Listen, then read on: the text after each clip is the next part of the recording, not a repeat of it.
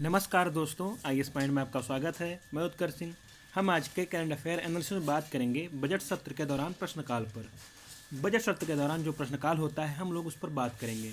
संसद में बजट सत्र चलता है तो उसके दौरान जो प्रश्नकाल होता है उस पर बात करेंगे और बात करेंगे चर्चा में क्यों है। और यह भी बात करेंगे कि संसद के सत्र कब कब चलते हैं, सत्रावसान कब होता है, सत्र को आहूत कब किया जाता है। तो वीडियो शुरू करने से पहले सब्सक्राइब बटन को दबाकर चैनल को सब्सक्राइब कीजिए और वीडियो को पूरा देखिए, क्योंकि यह वीडियो बहुत ही अधिक इन्फॉर्मेशनल होने वाला है। चलिए बात करते हैं कि बजट सत्र का प्रश्नकाल चर्चा में क्यों है। हाल ही में भारत सरकार द्वारा मानसून सत्र के दौरान प्रश्नकाल को निलंबित कर दिया गया था। मतलब पिछले साल भारत सरकार द्वारा मानसून सत्र के दौरान जो प्रश्नकाल का सेशन होता है उसे निलंबित कर दिया गया था। इसे संसद का बजट सत्र पूरा होने या फिर से शुरू किया जा सकता है। मतलब जब संसद का बजट सत्र पूरा होगा तो उसके बाद से फिर से शुरू किया जाएगा।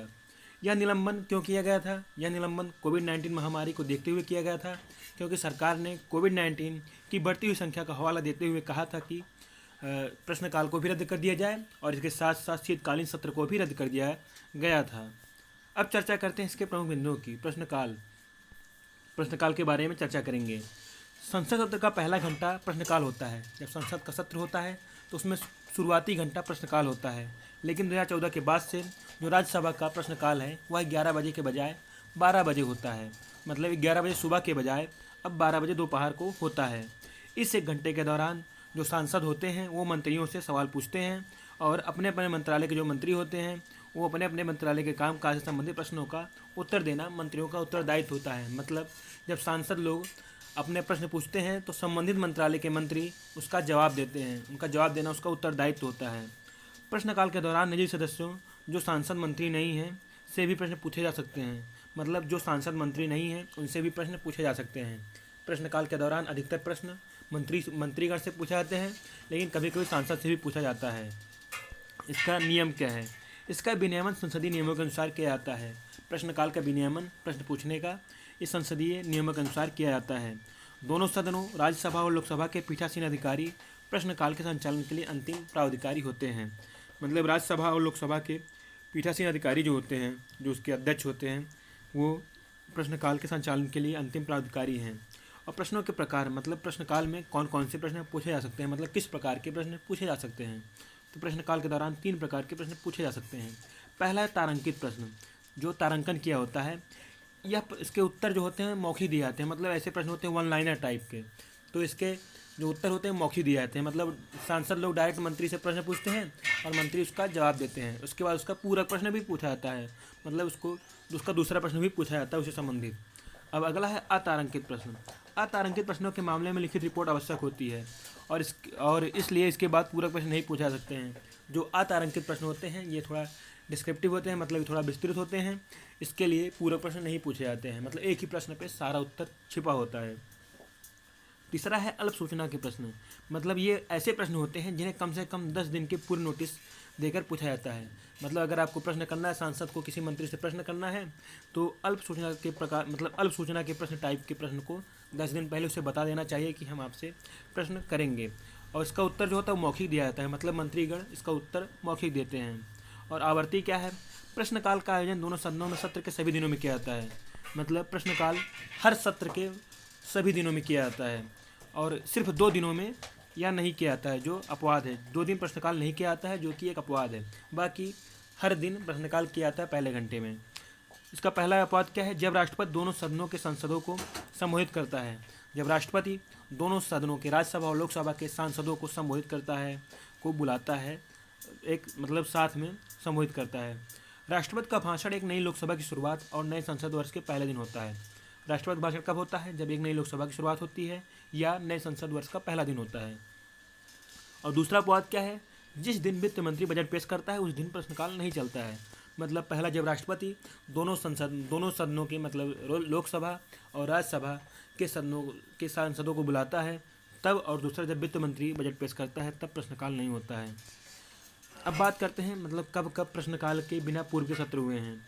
जब भी राष्ट्रीय आपात स्थितियाँ हुई हैं पहले, उन दौरान भी प्रश्नकाल को स्थगित किया जा चुका है। यह कोई पहली बार नहीं है कि प्रश्नकाल को स्थगित किया गया है। ऐसी राष्ट्रीय आपात स्थितियाँ होती हैं तो प्रश्नकाल को स्थगित किया जाता है।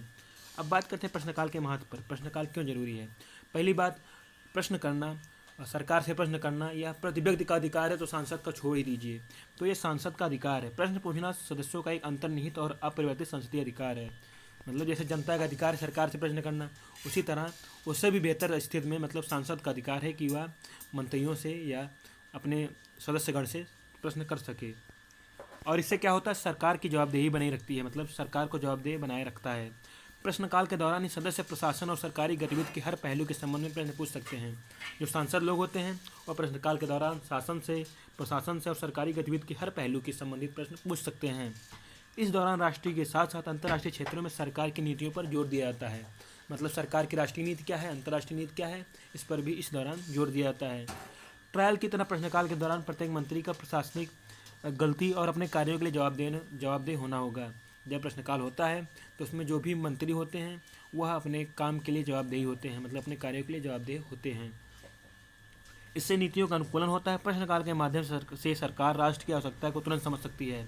मतलब जब प्रश्नकाल होता रहता है तो इससे बहुत प्रश्न पढ़ते रहते हैं, इसके अनुसार राष्ट्रीय मतलब आवश्यकता के अनुसार प्रश्न पढ़ते रहते हैं। इसके अनुसार अपनी नीतियों तथा कार्यों को अनुकूलित कर सकती है। मतलब सरकार कुछ नीतियाँ दूसरे से लेकर सांसदों से मतलब उनका अनुसरण करके बना सकती है। इससे क्या होगा, आयोग का गठन भी होता है। कभी कभी प्रश्नकाल एक आयोग की नियुक्ति, कोर्ट ऑफ इंक्वायरी या यहाँ तक कि विधान के निर्माण के लिए भी उत्तरदायी हो जाती है।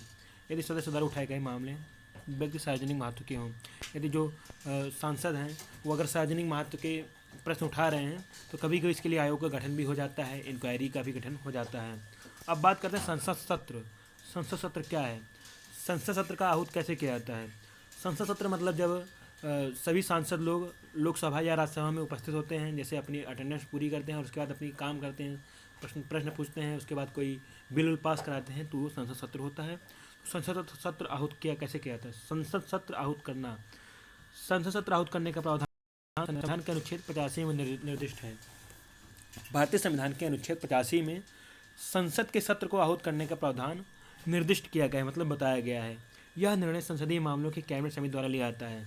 मतलब संसद का सत्र कब आहूत करना है इसका निर्णय संसदीय मामलों की कैबिनेट समिति करती है।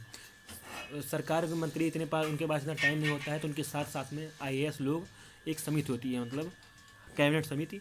तो संसदीय मामलों की कैबिनेट समिति इसका निर्णय करती है, जिसे राष्ट्रपति द्वारा औपचारिक रूप दिया जाता है तथा सांसदों के सत्र के लिए बुलाया जाता है। मतलब जो संसदीय मामलों की कैबिनेट समिति है यह निर्णय लेती है कि कब संसद के सत्र को आहूत किया जाए। जब वो निर्णय ले लेती है तो राष्ट्रपति द्वारा उसको औपचारिक रूप से बुलाया जाता है, मतलब राष्ट्रपति का टैग लगा करके फिर संसद के सत्र को बुलाया जाता है, जो कि सांसदों के लिए बुलाया जाता है। सत्र का आयोजन, जो सत्रों का आयोजन कब होता है।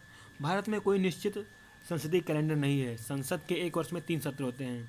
भारत में जो सत्रों का आयोजन होता है, संसदीय सत्रों का आयोजन होता है, इसका कोई निश्चित कैलेंडर नहीं है, जबकि 3 सत्र बुलाए जाते हैं। सत्र आहूत करने के लिए राष्ट्रपति संसद के प्रत्येक सदन को समय समय पर सम्मन जारी करता है। जब संसद का मतलब सत्र को बुलाना होता है तो राष्ट्रपति समय समय पर सम्मन जारी करता है, मतलब आदेश देता है। परंतु संसद के दोनों सत्रों के मध्य अधिकतम अंतराल 6 माह से ज़्यादा नहीं होना चाहिए। अर्थात संसद को कम से कम 2 वर्ष में जरूर मिलना चाहिए। मतलब संसद के जो इसमें कहा गया संसद के एक वर्ष में 3 सत्र होते हैं, लेकिन अगर जैसे 2 सत्रों के बीच की दूरी, मतलब जो 2 सत्रों के बीच का समय जो 6 माह से ज़्यादा नहीं होना चाहिए। मतलब एक वर्ष में कम से कम 2 बार संसद सदस्यों को मिलना जरूरी है, मतलब सांसद को बुलाना जरूरी है। अगला है बजट सत्र। सबसे लंबा बजट सत्र पहला सत्र जनवरी के अंत से शुरू होता है और अप्रैल के अंत या मई के पहले सप्ताह में समाप्त हो जाता है। बजट सत्र के दौरान एक अवकाश होता है ताकि संसदीय समितियां बजट प्रस्तावों पर चर्चा कर सकें। शुरुआती जैसे 3 सत्र होते हैं। पहला सत्र होता है बजट सत्र होता है, यह सबसे लंबा होता है, इसे पहला सत्र भी कहा जाता है। यह जनवरी के अंत में शुरू होता है और अप्रैल के अंत या मई के पहले सप्ताह में समाप्त होता है। मतलब यह 3 महीने का समय खा जाता है। और बजट सत्र के दौरान एक अवकाश भी होता है जिसमें संसदीय समितियां होती हैं और बजटीय प्रस्तावों पर चर्चा करती हैं। अगला है मानसून सत्र। यह दूसरा सत्र, मतलब जब दूसरा सत्र है 3 सप्ताह तक मानसून सत्र होता है। मतलब मानसून सत्र 3 सप्ताह का होता है, जबकि बजट सत्र 3 महीने का होता है। तो मानसून सत्र आमतौर पर जुलाई माह में शुरू होता है और अगस्त में ख़त्म हो जाता है। अगला शीतकालीन सत्र। शीतकालीन सत्र यानी तीसरे सत्र का आयोजन नवंबर से दिसंबर तक किया जाता है। तो पिछली बार मतलब 2020 में शीतकालीन सत्र को रद्द कर दिया गया था।